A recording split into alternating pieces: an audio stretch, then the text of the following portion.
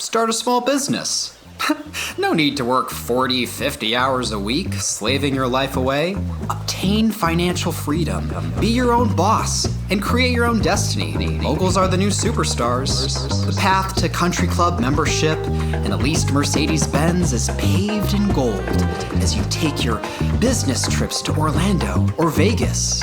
Validation from your in-laws is just an LLC and Facebook business page away. At least, that's what they tell you anyways. Through social media, websites, and targeted ads, you're sold an image. Small business owners seem to walk on water. You'd think you're the last person on earth working a regular job with a regular boss. But there's trouble in paradise, and its name is in over your head. People start looking to start their own business, don't know what they don't know. But that's why we started our Small Business Confidential podcast, to share what we've learned from years of experience. There's not a lot of people in on this, so remember, dear podcast listeners, you heard it here first, off the record, on the QT, and very hush-hush. Hi, everybody. This is Mike Riley. I've got with me Brook Riley and Amari, our engineer and assistant controller to Brook. And we are in an interesting situation with our work. We're going through some major changes on our property portfolio. We are selling off a lot of our properties, and we're once again reinventing our business. We're still into real estate. We're still managing a few properties, but we are being very selective in terms of the deals we're doing. And we are obviously growing in different directions on our contracting business, taking on different jobs, which means change is afoot. Very dynamic times here at Riley Properties and Riley Painting and Contracting. We hired a new young guy, 22, Jonah, who is rewriting our 40-year-old software, which has gone through a number of iterations because the guy we had in place as our consultant for 25 years, Bill Florek, he died of a heart attack a year ago. And may he rest in peace. And we were getting so freaked out over the fact that we had our crown jewel software without anybody stepping in and putting out a fire if it erupted. In fact, it got so bad, we were thinking of hiring a medium or holding a seance at work with candles, Pink Floyd playing in the background because Bill loved Pink Floyd. He had tattoos all over himself. But instead, we found Jonah, and Jonah's doing a great job. He's about 3 weeks in, rewriting the code, and it forces us to kind of rethink how we're going to organize our business accordingly, our processes, our databases, what kind of reports we want to do, how we're going to look at it, because this software is, like I said, it's 30, 40 years old, and there's a lot of stuff we don't even use anymore. So change is everywhere. And one thing that's become very clear is we're going to have to devote some time every day to taking a nap and actively thinking about what we're doing. So we're making our young programmer take his nap. Brook has a soon-to-be 1-year-old, right, Brook? So you're telling your son to take a nap. We're telling our new hire to take a nap. Amari takes a nap. I take my power nap around 3 o'clock. So this is all about the value of taking your nap in the middle of the day. So let's flip it over to Brook, who does not take a nap. And Brook, you're the agnostic in the group. So so I gave a little 1-minute overview. Give us your overview.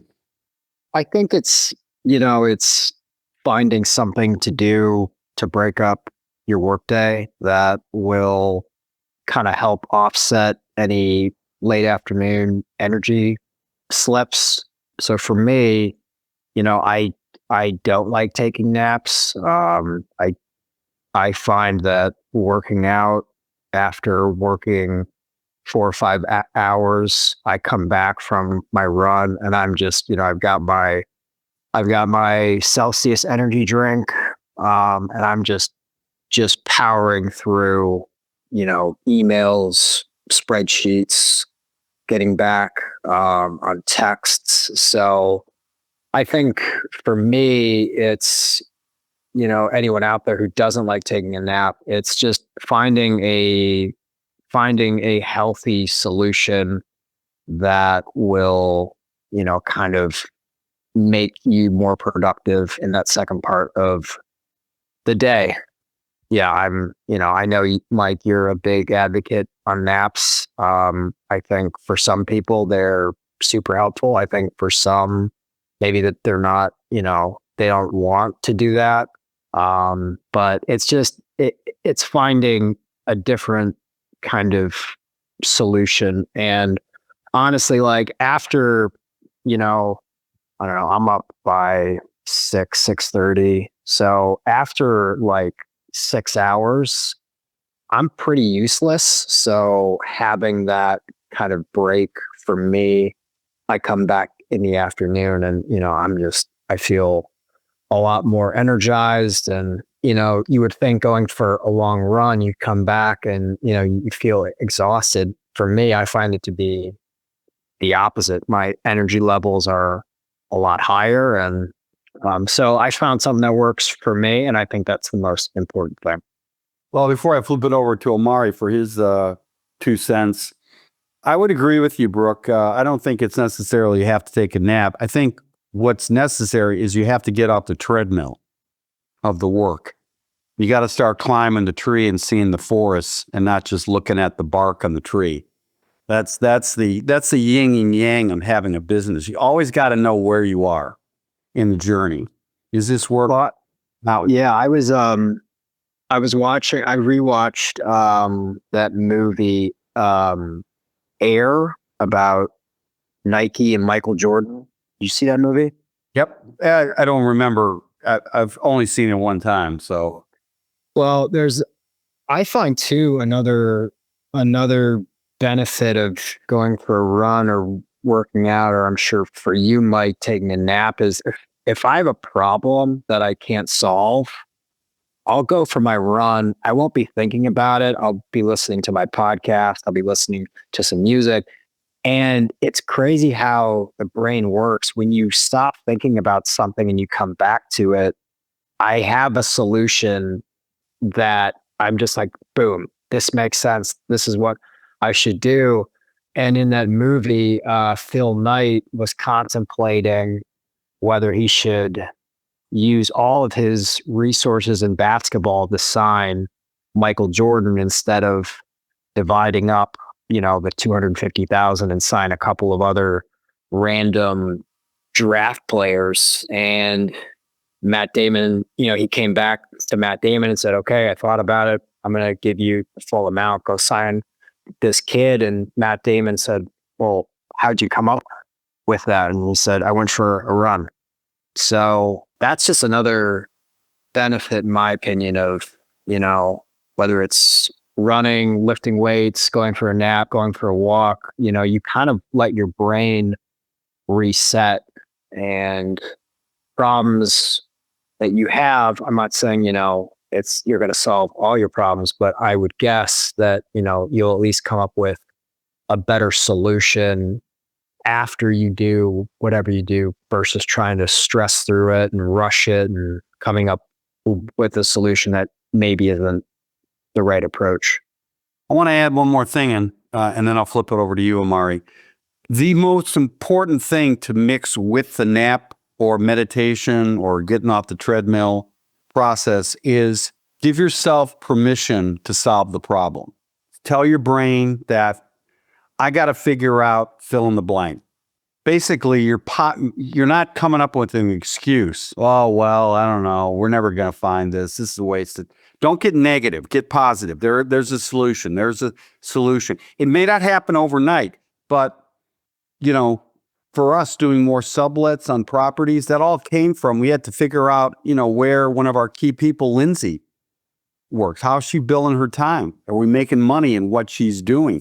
And we had to make some tweaks. I knew we had to make tweaks because the numbers we're getting back were underperforming in this sector of our business. And giving yourself permission to see on a wider spectrum is very important. And then you let your brain work. And that's why taking that nap or working out, maybe even splitting your day. The first half is your drone routine work. I got to return these phone calls. I've got to do this. I've got to get this estimate out. Got to make these phone calls. Then you work out. Then you take your nap, and then you give yourself some think time, an oasis, and maybe even have a couple of days where you just say to yourself, or you say to your wife or husband or whatever, and you say, look, I'm going to be working late tonight. I'm going to get home around 7. I'm going to pick some takeout, and you give yourself that 3 hour, 2 hour oasis of time to really process it. You've had your nap, you've had your workout, the phone's not ringing, people have left the office, you're there with your own thoughts. And it'll probably take you a half hour to get into the zone. Get your legal paper out. You're looking at some spreadsheets. You're looking at different numbers. It allows yourself to reorient these goals that you have, tweak the pathway you're taking.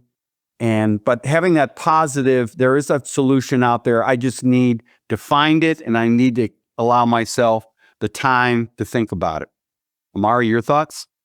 Yeah, I would say on the religion of naps, I'm kind of in between you guys because I get where Brook comes from about some of the grogginess you have to kind of fight through. And then I've also had successful moments of taking naps where it's refreshing. I learned from me, like the key with taking a nap is really you just barely falling asleep. You're kind of grazing against falling asleep versus just completely falling asleep and then waking back up, forcing yourself up out of it, drifting in and out a little bit. But I think the main thing to be aware of is your circadian rhythm, is those moments where every day your energy's taking a dip. Yeah, usually between 2 and 3. That seems to be the norm. Right. And being aware of that and not saying, okay, well, still I have to force myself through this, for the sake of being productive, when in reality, you're being a lot less productive, and saying, okay, well, what system can I implement to kind of compensate for that, and not just compensate, but allow yourself some time away from the minutia, from the spreadsheets, from the emails, from this and that, and allowing all of those thoughts and information and problems you're trying to solve to marinate in the back of your mind while you're taking a nap, you're working out, you're going for a walk or whatever, and then you can come back fresh with a new perspective. So you kind of leverage that awareness of those energy dips and your own circadian rhythm instead of just trying to force your way there. Yeah, don't be stupid and power through it. It's like the classic case of I'm not going to use the guy thing. It's a guy or a man or woman who's driving around a neighborhood who's lost, and stop and ask for directions. Right. Stop and think. Measure twice, cut once. I mean, fail to plan to fail. I mean, there are hundreds of sayings, mottos, cliches that always stress thinking, allowing yourself to think, allowing yourself to grow. And if you're not building in your routine, nap time, meditation time, workout time, whatever it takes, and I believe you, look at my naps last 10 minutes, maybe 15 minutes. If I've worked out, then I take a nap. That's a 15-minute nap. I need a little bit more time for my body to recover. But usually that 10-minute nap, I get that water in my eyes. That's important. And then I get that jolt of cold coffee or iced tea or regular tea, maybe zero sugar chocolate, a little piece of chocolate, and boom, it's liftoff time.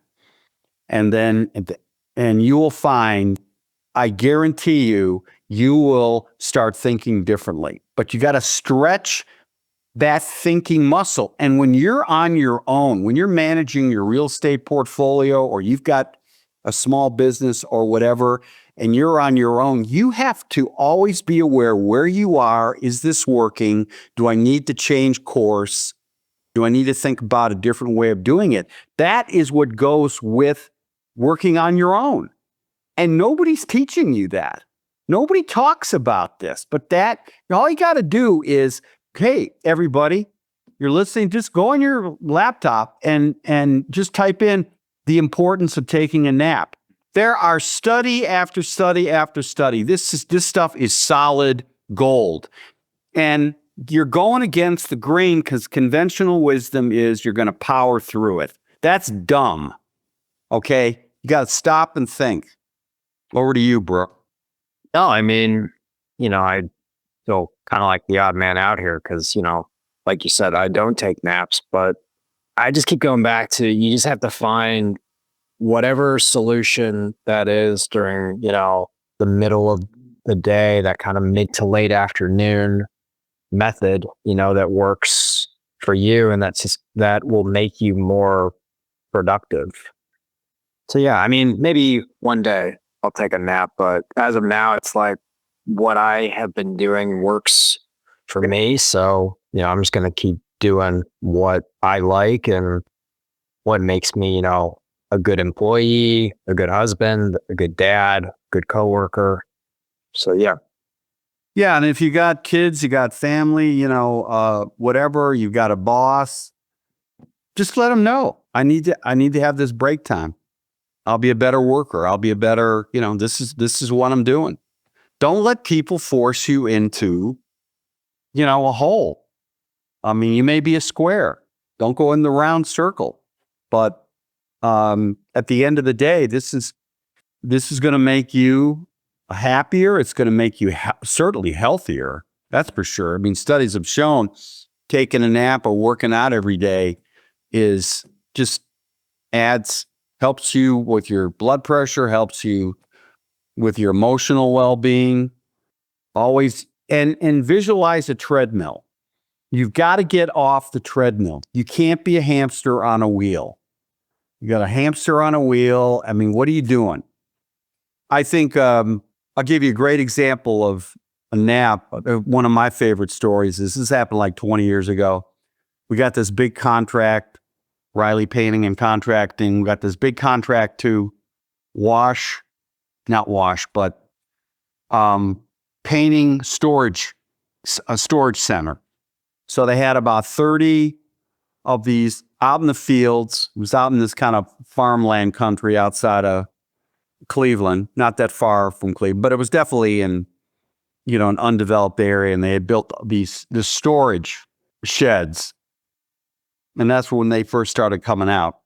We got a call. Yeah, we need all these units painting. Well, we had to wash them because there was a lot of mildew out there. Oh, how are we going to get water out? And we've got everything else. I mean, they had electrical plug-ins. So, for our spray equipment and trucks could drive out there, but we just didn't have access to water. Who needs water in a storage container area? And so I'll never forget it. I took a nap, woke up 10 minutes later with the solution. It was unbelievable. I'll never forget waking up, and I immediately thought, we'll hire Sparkle Wash, which is a company that specializes in washing. And guess what? They have water trucks. Called them up, got a price. Yeah, it'll cost you $1,000 to get these all washed. Fine. I added $1,000. I added on a little markup on the sub. And then we gave them a price, got the job. Bingo.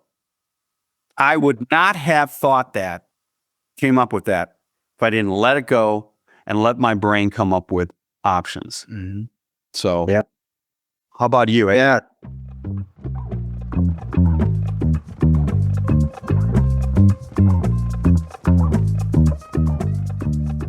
Hey, let's stop here. We got to pay some bills. 30 seconds, and we'll be back. If you enjoy listening to our Small Business Confidential podcast, we're sure you'll enjoy our first podcast, The Cleveland Real Estate Investor. We give outside investors an inside look into the real estate market in Cleveland. Cleveland has been on the rise, and investors from all over see those cheap prices and salivate. Our job is to educate those investors and steer them in the right direction with several years of experience of how to do it right and many examples of how to do it wrong. Find the Cleveland Real Estate Investor podcast on any app you listen to your podcast today.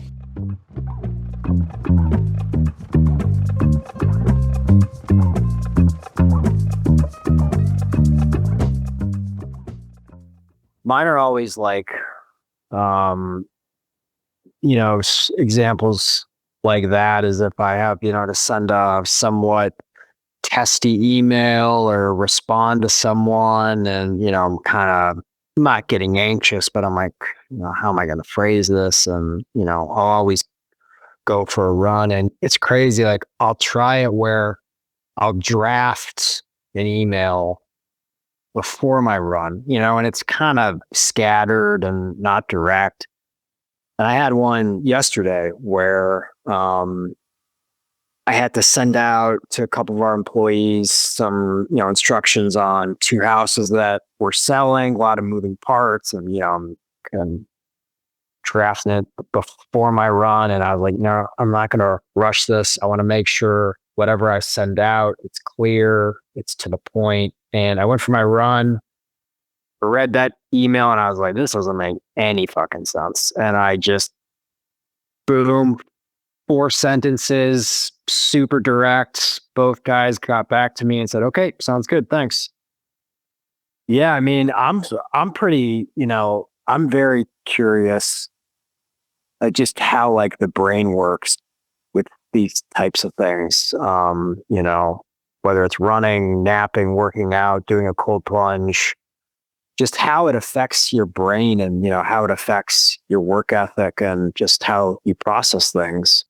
Not to get too far down the line, but, there's one guy I listen to a lot, Andrew Huberman, who's a scientist, big podcaster, he's from Stanford. And he brought up something that just really hit home to me where, when you wake up in the morning and you see your phone and you've got a couple missed texts, a couple emails, and, it's an employee saying, hey, we've got a problem here. We got a problem here. I need help with this, blah, blah, blah. When you get that first thing in the morning, I don't know about you, but my anxiety just spikes.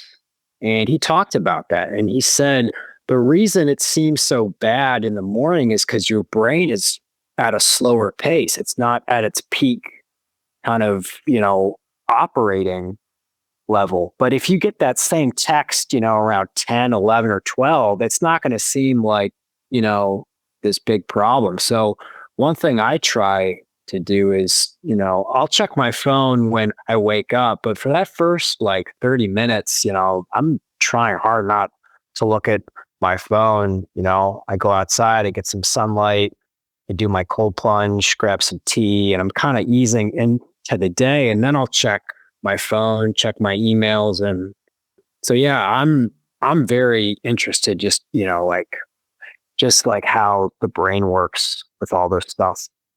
I want to add one more thing and I'll flip it over to Mari. And that is when you take a nap, when you decide to work out, when you decide to get off the treadmill, whatever form it is, I'm a big proponent of naps. You are being proactive and in control of your life. You're not reacting. You're making decisions. I'm going to carve out this time. Don't bother me. Phone's off. That's it. And I think that is so empowering to figure you have control of your schedule. I think the other thing is when the shit's flying in the morning, problem with the customer, that is when the swamp has been drained and you're really seeing what is the fundamental problem here. Is there something that fundamentally needs to get changed? It's the same foreman. Here's another situation. Here's another situation. Here's another situation. It's like whacking moles with this person. And what you need to do is not react to it, but take a moment and think about, you know what? This person's got to get fired. Or this person has got to be told, don't call me at 8 a.m. Or this customer needs to tell, hey, we'll get back to you at noon. We can't get anybody out there. Now you're in control. You're in control. You're in control. There's some things you can't control. You can't control, you walk across the street, get hit by lightning. Okay. Some shit just does happen. But when certain shit happens, take a minute and think about it. There may be something there that fundamentally needs to be changed. When you're having the same argument with the person over and over again, what is wrong with simply saying, we're not talking about this at this time. Okay? We're not talking about it. Or, like they say in Al-Anon. I remember, getting in a fight with your wife or your girlfriend or whatever. You kind of say to yourself, I'm not getting involved in that. I am not getting involved in it. I'm going to walk away from that. Like you were saying, Brooke, about drafting this email, where you're going to give yourself some time to think about it. You are in control. And unfortunately, when you have your own business, when you are out there, you have your own real estate, you're dealing with these different people, you have to think about what is going on. And having a nap and having that space is a powerful tool to really get up on the treetops and look at what is happening below from a detached perspective. What were you going to say, Amari? I was going to say to Brooks' point about he's being curious about how the brain works, all the different stuff we're talking about, going on a run, taking a nap. One of the things that I learned about recently, I think it's on TikTok actually, that talked about why when you go into another room, you forget why you went into that room. Yeah. Called the doorway effect. And it's just like the things that were like me and Mike are in Mike's office right now. So if you're thinking about something right now and you're like, oh, I got to go downstairs and get that printout. The office, the physical environment of the office is what's helping cue you to know, oh, I have to go get that printout. As soon as you step out the office, all of those physical cues go away and you're in a completely different environment and your mind is thinking about completely different things. And you're like, why did I leave the office again? It's kind of annoying a lot of the times when you forget that stuff, but the benefit of that is it helps declutter your mind completely. So now your perspective has changed. And when you go back in the office where you just left, your perspective is different. So I think, me and Brooke, we take, little trips outside and get some sunlight and just step out the office for a second. You go back in, you feel refreshed. Your perspective might be different. You might make that even longer to run or a workout or a nap or something like that. But, as we've been talking about, something to break up just sitting in front of that computer, especially doing all this mentally tasking work, is essential. Right. And, a lot of times people say, well, how do you go to sleep? How do you actually take that nap? Mm-hmm. You got all these things on your mind. Okay. First of all, it's a habit you develop. Your body's telling you, man, I gotta take a nap here. It's 3:00. You're just feeling it. Right. Circadian rhythms kicking in. And your body wants to do what it did yesterday. If yesterday you're running, working out, it's telling you, hey, it's like the dog. I want to go outside and run. If you're used to taking a nap, it's going to want to do it. So you're building a habit. When you take a nap, I always find you write down, okay, what are you doing next after your nap? Just get it all out of your head onto, clipboard. I have all these little clipboard tabs that I use. All right, this is my moment-to-moment schedule that I'm doing. You get it out of your head. It's all on paper. You don't have to worry about remembering it. So that's cleared out. Before you go to bed, make sure you write down any problems you're working on. If you wake up, 10 minutes later, you're not going to sleep, you're thinking about something, get up and write it down. Not only write it down, but write down what you're going to do about it. Like, oh, I got to take care of this customer tomorrow. Okay, fine. You're going to call them at 9. What am I going to say? I don't know. I'll think about it at 9:00. You're always making a decision. You're not saying, well, I don't know what I'm going to do. Well, if you don't know what you're going to want to do, what do you think your brain is working on? It's working on a solution to that. That's why you can't go to sleep. Counting backwards from 100. Try that when you lay down for 10, 15 minutes. In fact, set your alarm for 15 minutes. I guarantee you, if you count backwards 100 to 80, go back, count back 100 to 80, in about 5 minutes or so, 6 minutes or so, you are going to be thinking about something like landing on Mars with Marilyn Monroe. It'll be so off the wall. And you'll know that you've arrived for that 1 or 2 minutes in that REM sleep. And all of a sudden, your fingers are going to feel warmer because you're not as stressed out. You're going to feel a little sand in your eyes. And those are all signs that you got to that level. When you get to that level, you can get up. Okay? You don't need to sleep for 20 minutes. If you're going to take a 10-minute lap, you'll be amazed to find out that you do all this, that you have slept for 9 minutes. It's amazing. I got this ocean waves that the ocean waves come in, they last for about 10 minutes, and then it changes into a thunderstorm. And then you can hear these seagulls. Seagulls in the background. I've been doing that for 20 years. Use ocean sounds, I call it. It's a little playlist. Invariably, when those seagulls hit and that thunderstorm starts, I have already hit that REM state. You just get into a habit. So yeah, like when we were talking to our guy, Jonah, we're saying to him, listen, I don't care if you go to sleep. You're going to put your phone away. You're going to turn it off and you're just going to lay down. That's it. And, we saw him a couple days, later, he's coming groggy, he hasn't developed a 10-minute nap yet, but at least he's okay, fine. Hit yourself with some water in the eyes, go outside, get juiced up, come back to it. Final thoughts, Brook? Something that I would encourage everyone out there to experiment and find the method, that works best for you, and it's gonna, help break up your day and make you more productive. Final thoughts, Amari?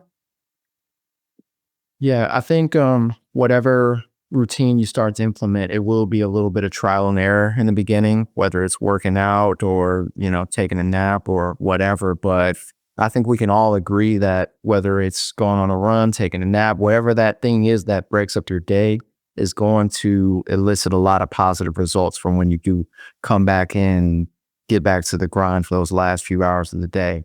I mean, speaking of Jonah, that was one of those moments that I had after a workout, after cooling down, was just like spinning my wheels on trying to find programmers through Clarion Hub and all these different places, people in India, people in Syria, and all this like outsourcing. And that's the conventional wisdom. When you got to find somebody like that, it's most likely going to be someone overseas.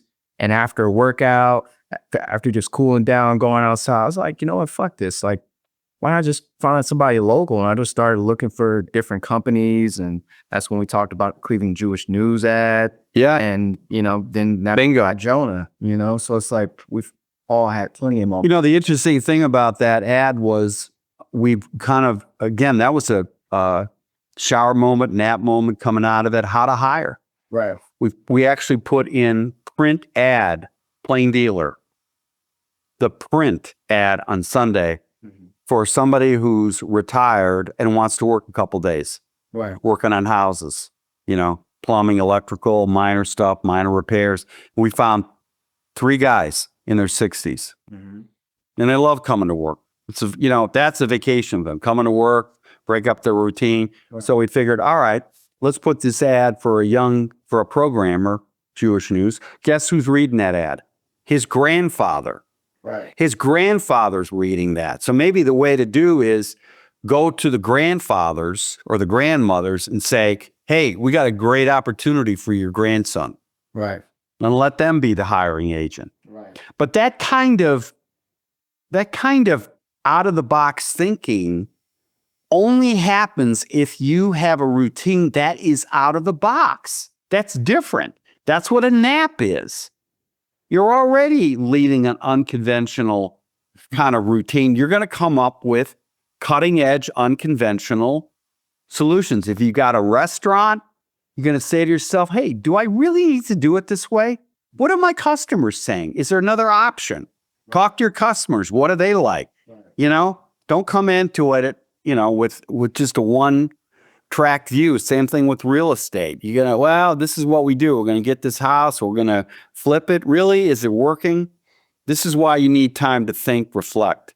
So we'll end on that note. Hey, folks, coming up, we're going to have some really interesting episodes in the next couple of weeks. We're going to talk about tariffs. That will really put you to sleep. Tariffs. And how it's impacting your business, how it's impacting the real estate Is the market cooling? Are we getting into stagflation? What's going on? So you can save that episode and use that to help you take a nap. Just play it. All right, Brook? All right. All right. Thanks, everybody. Thanks, guys. All right. See you. Bye.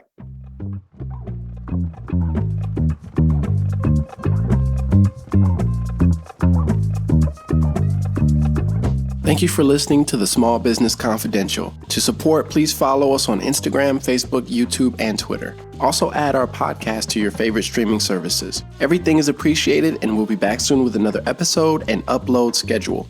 The person voicing the intro's name is Travis Riley. Thank you, Travis. And the music was done by our engineer, me, Amari.